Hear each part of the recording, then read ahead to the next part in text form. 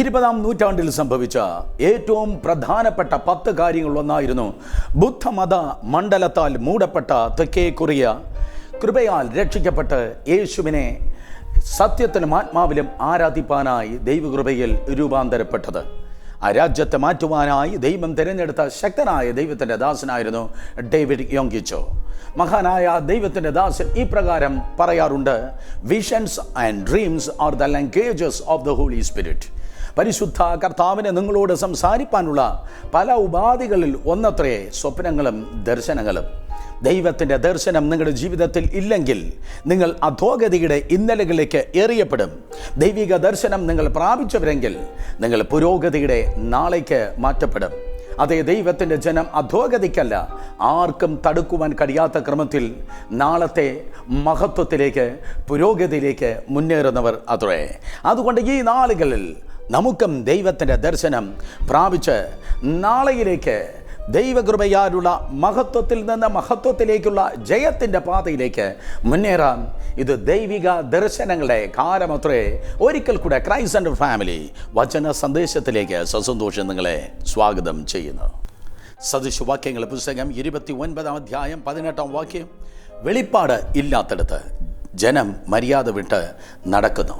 Where there is no vision, people perish എന്ന് English ബൈബിളിൽ കാണുന്നു. ദർശനമില്ലെങ്കിൽ നിങ്ങൾ നശിച്ചു പോകും. ദർശനമില്ലാത്ത ഒരു ദൈവദാസൻ നശിക്കുന്നു, ശുശ്രൂഷകളും നശിക്കുന്നു. ദർശനമില്ലെങ്കിൽ അതെ, ആ ബിസിനസ് തകരുന്നു. അതുകൊണ്ട് നിങ്ങൾക്ക് ആവശ്യം ദൈവത്തിൻ്റെ ദർശനമുള്ളവനെ തകർക്കുവാൻ ഒരു ശക്തിക്കും വ്യക്തിക്കും ഒരിക്കലും കഴിയത്തേ ഇല്ല. അഗ്നിജ്വാലക്കത്ത കണ്ണോട് കൂടിയവനായ ദൈവം നമ്മുടെ ജീവിതത്തെ എങ്ങനെ നോക്കിക്കാണുന്നു എന്നതാണ് ദൈവിക ദർശനം എന്ന് പറയുന്നത്. യിത്രോ എന്ന മനുഷ്യൻ മരുമകനായ മോശയെ കണ്ടത് വിക്കനായ തൻ്റെ മരുമകനായി. എന്നാൽ ദൈവം കണ്ടത് യേശു കർത്താവ് കഴിഞ്ഞാൽ ഏറ്റവും വലിയ ചരിത്രത്തിലെ 2ാമത്തെ പ്രവാചകനായി. പൊത്തിഫറോ യോസെഫിനെ കണ്ടത് വിശ്വസ്തനായ ഒരു ദാസനായി. എന്നാൽ ദൈവം കണ്ടത് ഈജിപ്തിലെ പ്രധാനമന്ത്രിയായി. നെബൂഖദ്നേസർ രാജാവെന്ന ജാതിയുത്ത രാജാവ് യൗവനക്കാരനായി മാത്രമാണ് അതേ ദാനിയേലിനെ കണ്ടത്. എന്നാൽ ദൈവം കണ്ടതോ മാറി 4 രാജാക്കന്മാർ പോയിട്ടും ഉയർച്ചയുടെ മേൽ ഉയർച്ച പ്രാപിക്കുന്ന വലിയൊരു പ്രധാനമന്ത്രിയായി, വലിയൊരു ഗവർണറായി. വേദപുസ്തകം പറയുന്നു, കർത്താവ് യേശു ക്രിസ്തുവിനെ പോലും നാട്ടുകാർ കണ്ടത് അതേ തച്ചൻ്റെ മകനായി. എന്നാൽ പിതാവായ ദൈവം അവനെ ലോകരക്ഷകനായി, രാജാതി രാജാവായി, കർത്താവായി കണ്ടു. അതേ, ദൈവം നമ്മെ എങ്ങനെ കാണുന്നു? ദൈവം നമ്മുടെ ഇന്നലെ മാത്രമല്ല, ദൈവം ഇന്നും കാണുന്നു. പോരെങ്കിൽ ദൈവം നമ്മുടെ നാളെയും കണ്ടുകൊണ്ടിരിക്കുന്നു. സാധാരണ മനുഷ്യരും നമ്മുടെ ഇന്നലെയും ഇന്നും കാണുന്നെങ്കിൽ ആൽഫ മാത്രമല്ല ഒമേഗയുമായിരിക്കുന്ന ദൈവം നമ്മുടെ നാളെയും കാണുന്നു. ധൈര്യമായിരിക്കുക. നമ്മുടെ ഇന്നലെയേക്കാൾ നമ്മുടെ നാളെ നല്ലത് ആകുവാൻ വേണ്ടി പോകുന്നു. ആയിരക്കണക്കിന് വർഷങ്ങൾക്ക് മുമ്പ് എൽ ശദ്ദായ് അബ്രഹാമിൻ്റെ ഭവനത്തിൽ വന്നിറങ്ങിയിട്ട് അബ്രഹാമിനെ കുറിച്ചുള്ള തൻ്റെ കാഴ്ചപ്പാടിനെ ദൈവം ഇതാ കാണിക്കുകയാണ്.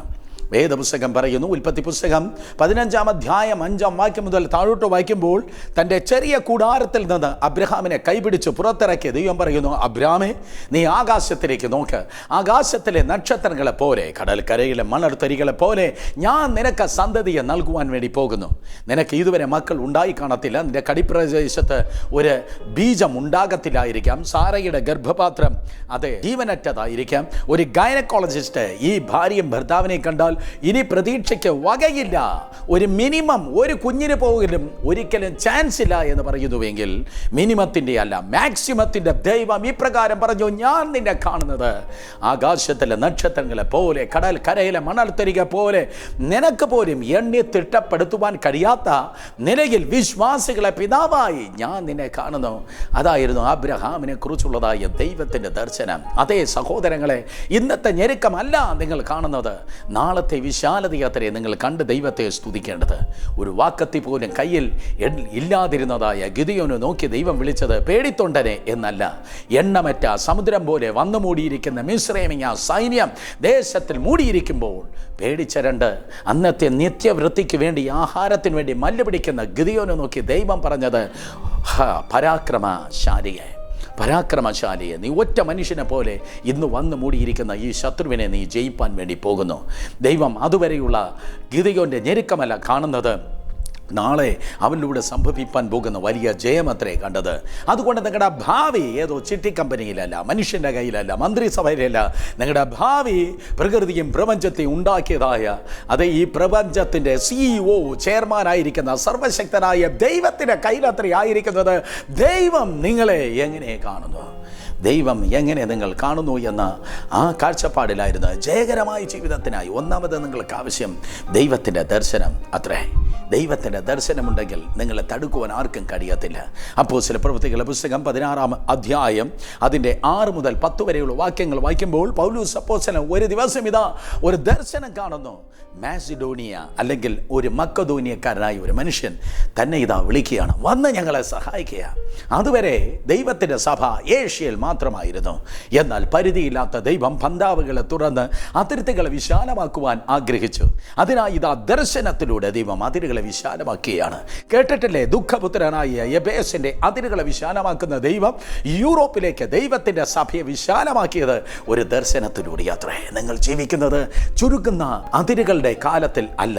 ഇതുവരെ നിങ്ങളുടെ പൂർവ്വപിതാക്കൾ കണ്ടിട്ടില്ലാത്ത ദൈവത്തിൻ്റെ വിലയേറിയ മഹത്വമേറിയ ക്രമത്തിൽ അതിരുകൾ വിശാലമാകുവാൻ പോകുന്നു. ഭാവിയുടെ ജീവിതത്തിൻ്റെ, ബിസിനസ്സിൻ്റെ, വിദ്യാഭ്യാസത്തിൻ്റെ, ഓഫീസിൻ്റെ, വരുമാനത്തിൻ്റെ, ആരോഗ്യത്തിൻ്റെ, അതിലുപരി ശുശ്രൂഷകളുടെ അതിരുകൾ വിശാലമാകുവാൻ വേണ്ടി പോകുന്നു. നിങ്ങൾക്ക് ആവശ്യം ദൈവത്തിൻ്റെ ദർശനം അത്രേ.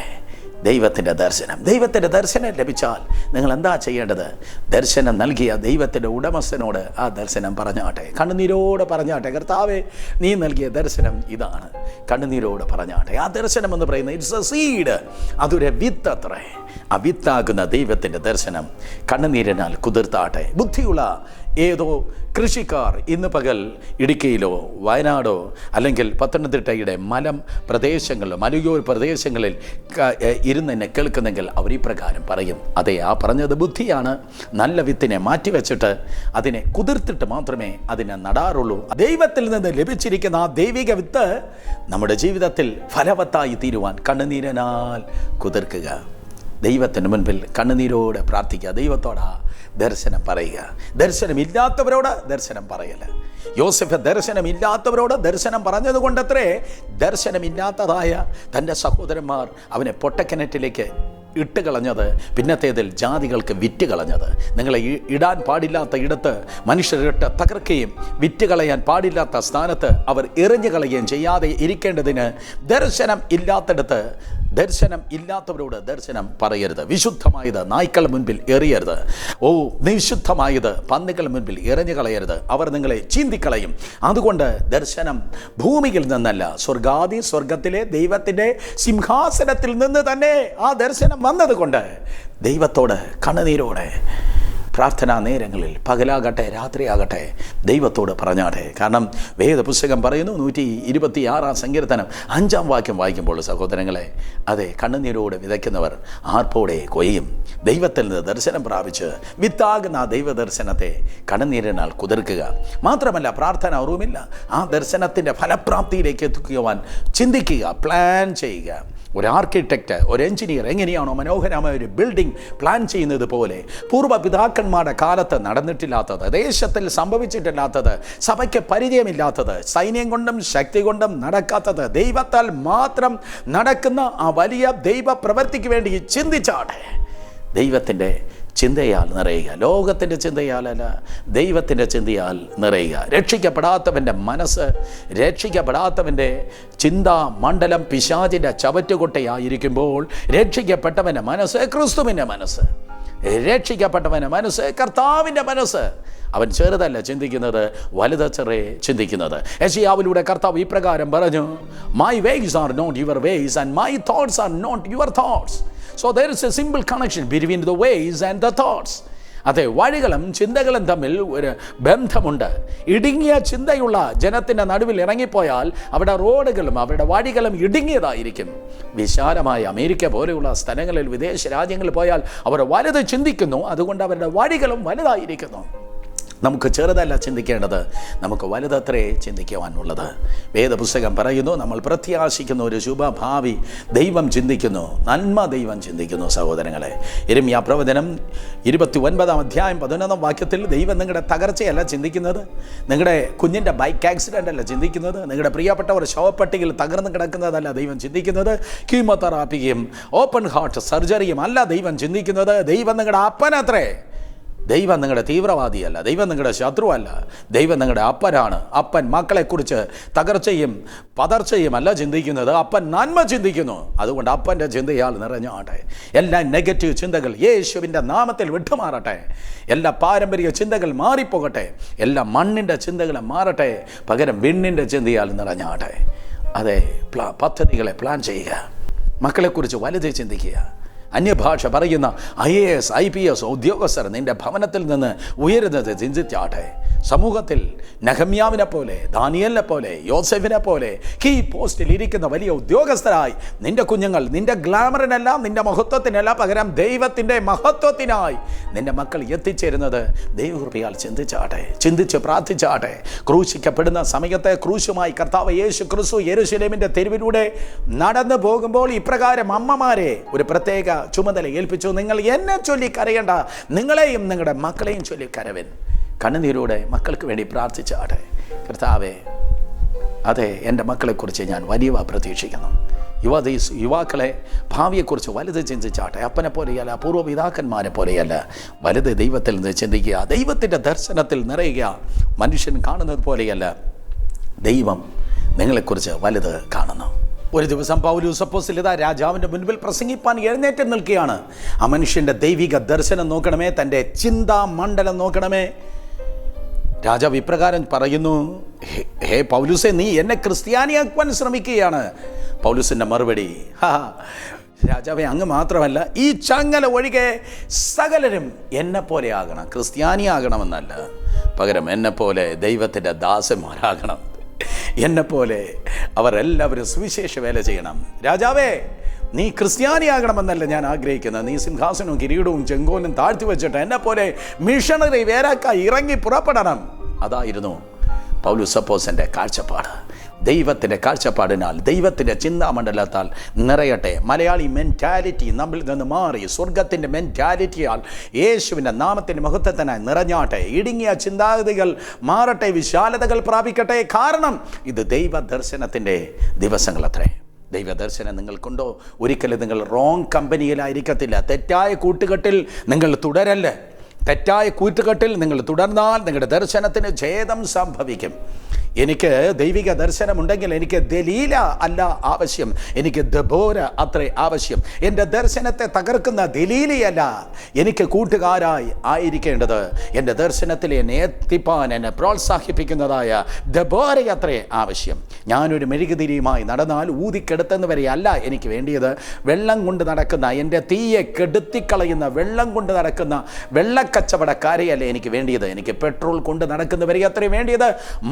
കത്തുന്ന എന്നെ ആളി കത്തിക്കുന്നവരെ അത്രേ എനിക്ക് ആവശ്യമായിരിക്കുന്നത്.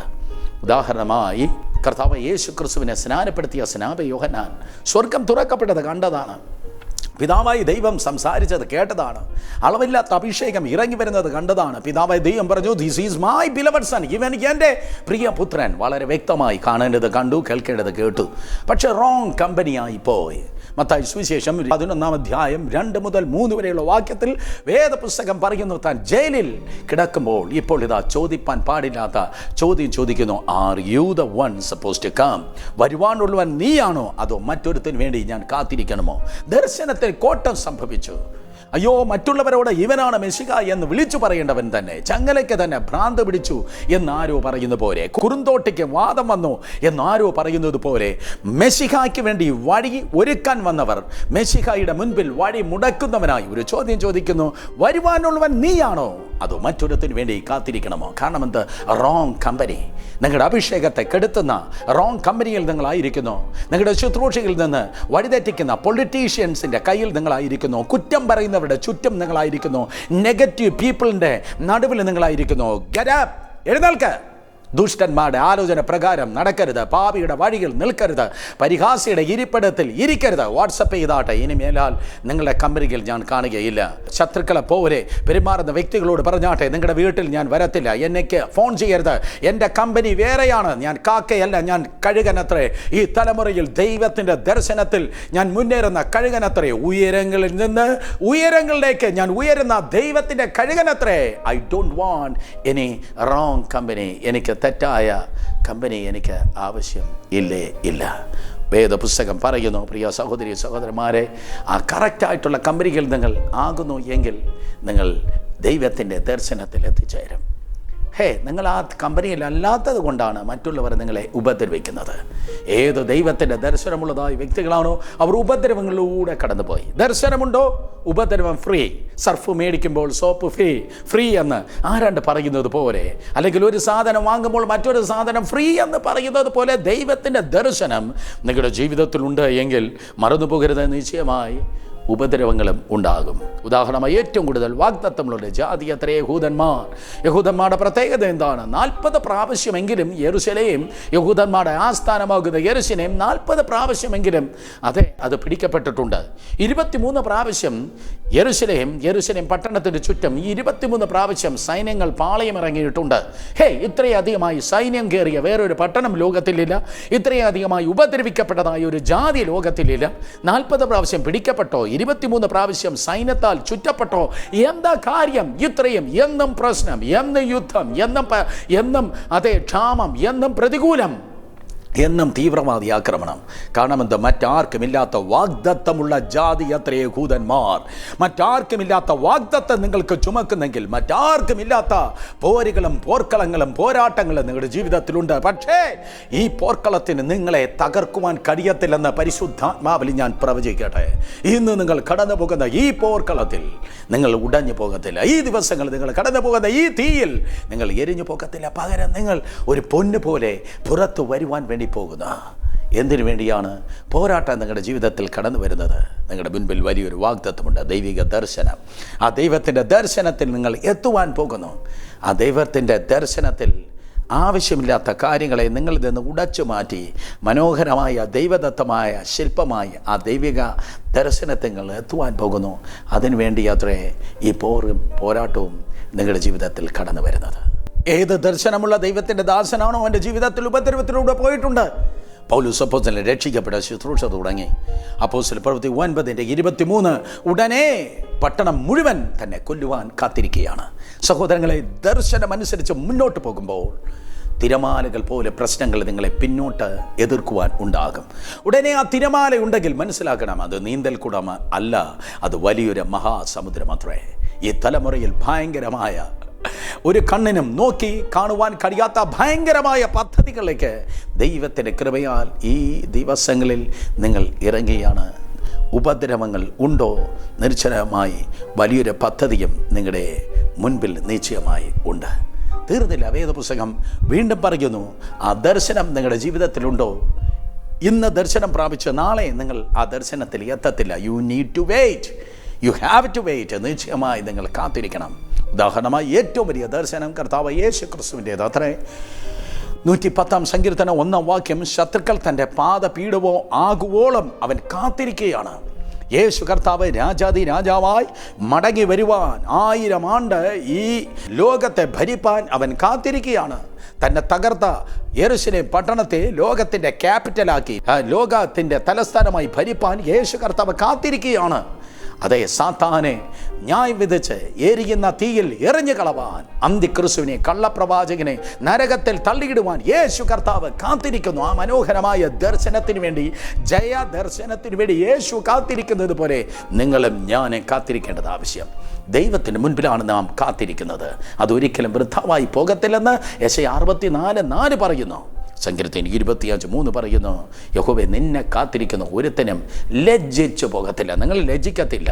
കാരണം മന്ത്രിയുടെയും തന്ത്രിയുടെയും മുൻപിലല്ല, മഹാരാജാവായ ദൈവത്തിന് മുൻപിൽ നാം കാത്തിരിക്കുന്നു. സങ്കീർത്തനം 40:1-2 ഞാൻ യഹോവയ്ക്കായി കാത്തിരുന്നു, അവനെങ്കിലേക്ക് ചാഞ്ഞ് എൻ്റെ നിലവിളി കേട്ടു. നാശമായ കുഴിയിലേക്ക്, കുഴഞ്ഞ ചേറ്റിലേക്ക് നിന്ന് എന്നെ കയറ്റി. കുഴഞ്ഞ ചേറ്റിലേക്ക് എന്നെ എറിഞ്ഞു എന്നല്ല, കുഴഞ്ഞ ചേറ്റിൽ നിന്ന് എന്നെ കയറ്റി പാറമേൽ എന്നെ നിർത്തി. സഹോദരങ്ങളെ, ഒരു ദർശനമുണ്ടോ? കാത്തിരിക്കുക, ആ ദർശനത്തിൽ നിങ്ങൾ എത്തും. ഒടുവിലായി ഒരു കാര്യം കൂടെ ഞാൻ പറയട്ടെ. വേദപുസ്തകം പറയുന്നു, ഒരു അമ്മയുടെ ഗർഭത്തിൽ നിന്ന് ഒരു ശിശു പുറത്തു വരുന്നത് പോലെ ഒരു ദൈവിക ദർശനം നിങ്ങളുടെ ജീവിതത്തിൽ ഉണ്ടായെങ്കിൽ നിസ്സാരമായിട്ടല്ല, ഒരു വ്യഥയോടും വേദനയോടും കൂടെ ആ ദർശനത്തിൻ്റെ പൂർത്തീകരണത്തിൽ നിങ്ങൾ എത്തുക തന്നെ ചെയ്യും. പൗലോസ് അപ്പോസ്തലൻ ഇപ്രകാരം ദൈവത്തിൻ്റെ സഭയെ നോക്കി പറയുന്നു, ഗലാത്യ ലേഖനം 4-ാം അധ്യായം 19-ാം വാക്യം, ഒരു ലേബർ പെയിൻ, ഒരു ബർത്ത് പെയിൻ, അതേ ഒരു പ്രസവ വേദനയോടുകൂടെ താൻ ദൈവത്തിൻ്റെ സഭകളെ സ്ഥാപിച്ചു.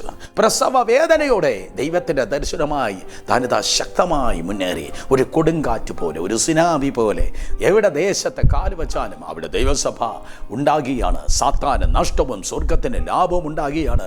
പട്ടണം പട്ടണമായി ദൈവശക്തി നിറയുകയാണ്. അത്ഭുതങ്ങൾ, അടയാളങ്ങൾ സംഭവിക്കുകയാണ്. മരിച്ചവർ ഉയർക്കുകയാണ്. ഭൂതങ്ങൾ അലറിമാറുകയാണ്. മുടന്തർ മാനിനെ പോലെ ചാടുകയാണ്. വീരപ്രവർത്തികളും അത്ഭുതങ്ങളും അടയാളങ്ങളും സംഭവിക്കുകയാണ്. പക്ഷേ അതിന് തൊട്ട് മുമ്പ് പൗലോസ് പറയുന്നു, ഐ ഹാവ് എ പെയിൻ, എനിക്കൊരു അതെ പ്രസവ വേദന പോലെ ഒരു വേദനയുണ്ട്. വേദപുസ്തകത്തിൻ്റെ ഒരറ്റം മുതൽ മററ്റം വരെ നോക്കിയാൽ ഒരു വേദന നിങ്ങളുടെ ജീവിതത്തിലുണ്ടെങ്കിൽ മനസ്സിലാക്കണം, ഒരു ദർശനത്തോട് നിങ്ങൾ അടുക്കുകയാണ്. കഴിഞ്ഞ മാസങ്ങളെക്കാൾ ഈ മാസത്തിൽ, കഴിഞ്ഞ ദിവസങ്ങളെക്കാൾ ഈ ദിവസത്തിൽ ദൈവത്തിൻ്റെ ദർശനത്തോട് നിങ്ങൾ അതിൻ്റെ പൂർത്തീകരണത്തിലേക്ക് നിങ്ങൾ അടുക്കുകയാണ്. ദൈവത്തിൻ്റെ ദർശനത്തെ പൂർത്തീകരണത്തിലേക്ക് ആരെങ്കിലും എത്തിയെങ്കിൽ 5 സ്റ്റാർ ഹോട്ടലിൽ നിന്നല്ല എത്തിയത്, കാരാഗൃഹത്തിൽ നിന്നാണ്. ഇതാ യോസഫ് കയറി വരുന്നത്. അവൻ്റെ അപ്പനാണെങ്കിൽ തന്നെക്കുറിച്ച് ഇങ്ങനെയാണ് ചിന്തിച്ചത്, അയ്യോ എനിക്കൊരു സ്വപ്നക്കാരനുണ്ടായിരുന്നു, അവൻ മരിച്ചു പോയി. എൻ്റെ ജീവിതത്തെ നയിച്ചത് അറ്റം കാണാത്ത ഗോവേണി എന്ന് പറയുന്ന വലിയൊരു സ്വപ്നമായിരുന്നു. എന്നെ വീണ്ടും നയിച്ചത് യാബോക്ക് കടവിൽ ഞാൻ മല്ല് പിടിച്ചതായ എൻ്റെ ദൈവമായിരുന്നു. ആ ദൈവം നൽകിയ ഒരു സ്വപ്നം. അടുത്ത തലമുറയിൽ എൻ്റെ കുടുംബത്തെ സ്വപ്നത്തിലൂടെ നയിപ്പാൻ കഴിവുള്ള ഒരു സ്വപ്നക്കാരുണ്ടായിരുന്നു. എൻ്റെ സ്വപ്നക്കാരൻ മരിച്ചുപോയി. കീറിയ തുണിയും 10 കള്ളസാക്ഷികളും യാക്കോബിന് മുൻപിൽ വെച്ച് ഇപ്രകാരം പറഞ്ഞു, യോസേഫ് മരിച്ചുപോയി. കീറിയ ഒരു കഷ്ണം തുണിയും 10 കള്ളസാക്ഷിയുമുണ്ടെങ്കിൽ ഏത് വിശുദ്ധനെയും കൊല്ലുന്നതാണ് ഈ ലോകം. പക്ഷേ യാക്കോബേ, നിന്റെ യോസേഫ് മരിച്ചിട്ടില്ല. മറുവശത്ത് നിന്റെ യോസേഫ് അതെ ദൈവിക ദർശനത്തോട് അടുക്കുകയാണ്. ദൈവിക ദർശനത്തോട് അടുക്കുകയാണ്. കാണുന്ന മണ്ഡലത്തിൽ തകർച്ചയും കണ്ണുനീരും പ്രതികൂലവും നിരാശയുമാണെങ്കിൽ, കാണാത്ത മണ്ഡലത്തിൽ ദൈവം തിരക്കോടെ വളരെ ബിസിയായി നിങ്ങൾക്കായി പ്രവർത്തിക്കുന്നു. യേശുവിൻ നാമത്തിൽ ഞാൻ നിങ്ങൾ നോക്കി പ്രവചിക്കട്ടെ, കാണാത്ത മണ്ഡലത്തിൽ ദൈവത്തിൻ്റെ വലിയ പ്രവൃത്തി നിങ്ങളുടെ ജീവിതത്തിൽ ദൈവകൃപയാൽ വെളിപ്പെടുകയാണ്. ഒരു ദിവസം ഉൽപ്പത്തി പുസ്തകം 46-ാം അധ്യായത്തിൽ ദീർഘമായ 23 വർഷത്തിന് ശേഷം യാക്കോബിൻ്റെ വീടിൻ്റെ പതിക്കൽ ഒരു ശബ്ദം കേൾക്കുന്നു. ഇതാ രഥങ്ങളുടെ തേരോട്ടം, രഥങ്ങൾ ഓടി വരികയാണ്. നിന്നെ അറസ്റ്റ് ചെയ്യാനല്ല, നിന്റെ സ്വപ്നക്കാരൻ അയച്ചതാണ്. അവൻ അന്യദേശത്ത് അന്നത്തെ ഏറ്റവും വലിയ സാമ്രാജ്യത്തിൽ പ്രധാനമന്ത്രിയായി യോസേഫ് ഇതാ ഇരിക്കുന്നു. ധൈര്യമായിരിക്കുക. യാക്കോബിനെ ഇസ്രായേലാക്കിയ ദൈവം നിങ്ങളുടെ ദൈവം മാത്രമേ. നിങ്ങളുടെ ദർശനം മരിച്ചിട്ടില്ല, ആ പ്രവചനം മരിച്ചിട്ടില്ല, ആ സ്വപ്നങ്ങൾ മരിച്ചിട്ടില്ല. ഞാൻ തന്നെ പുനരുദ്ധാരണവും ജീവനും എന്നാൽ ചെയ്ത സർവശക്തനായ ദൈവം ഈ ദിവസം നിങ്ങൾ നോക്കി പ്രവചിക്കുന്നു. സൈന്യം കൊണ്ടും ശക്തി കൊണ്ടും നടക്കാത്തത് ആ ദർശനം നിന്റെ ജീവിതത്തിലൂടെ ഞാൻ ഇതാ പൂർത്തീകരിക്കുവാൻ വേണ്ടി പോകുന്നു. നിന്റെ ദർശനത്തിൽ ഞാൻ നിന്നെ എത്തിക്കും. സഹോദരങ്ങളെ, ദർശനങ്ങളെ പ്രാപിക്കുക. കണ്ണുനീരോട് ആ ദർശനത്തിന് വേണ്ടി പ്രാർത്ഥിച്ച് പദ്ധതികളെ തയ്യാറാക്കുക. റോങ് കമ്പനികളില്ലാതെ റൈറ്റ് കമ്പനിയിൽ ദൈവത്തിൻ്റെ കൃപയാൽ കണക്ട് ചെയ്യും. അതെ, ഉപദ്രവങ്ങൾ ഉണ്ടായിരിക്കും, പക്ഷേ ഉപദ്രവങ്ങൾ നിങ്ങളെ ഒരിക്കലും തടയുന്നില്ല. ഉപദ്രവങ്ങൾ കുറച്ചുകൂടെ നിങ്ങൾ മൂർച്ച വർദ്ധിപ്പിക്കുന്നു.